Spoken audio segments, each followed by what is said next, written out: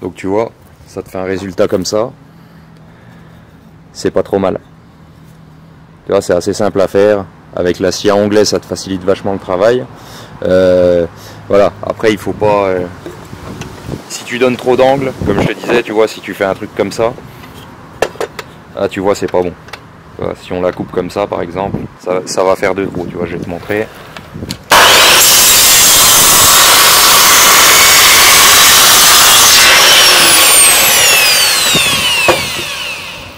Tu vois, là par exemple, tu bouffes 15 fois trop de bois et puis ça force pas.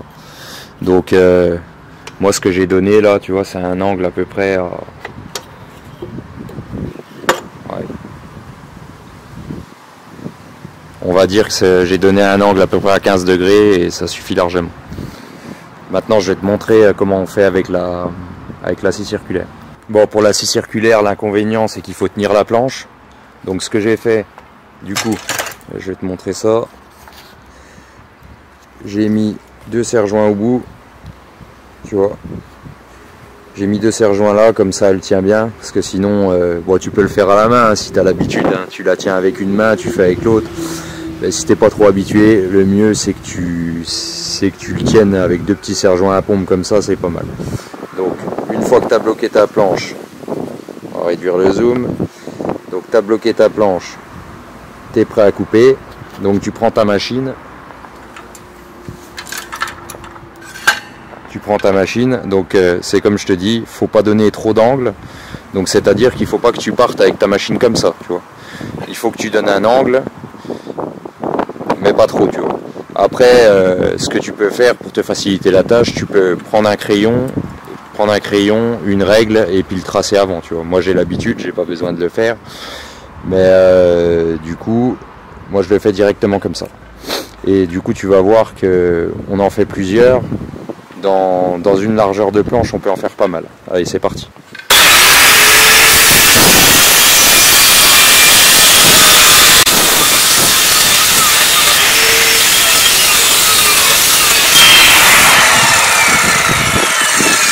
Ça se fait la malle.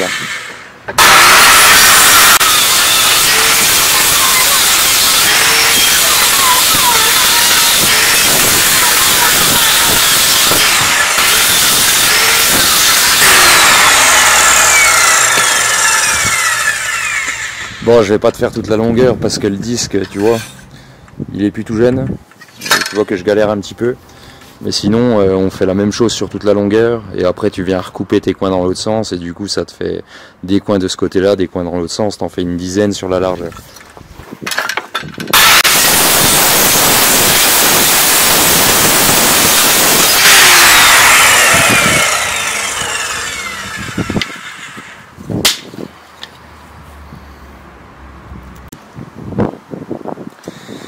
Donc du coup ça y est, t'es prêt à coffrer. Là j'ai mes coins, tu vois, j'en ai fait 5 en l'espace de 5 minutes, donc ça va relativement vite.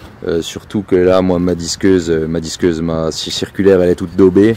Et tu vois, avec un disque neuf, je peux t'en faire une tripotée en un rien de temps.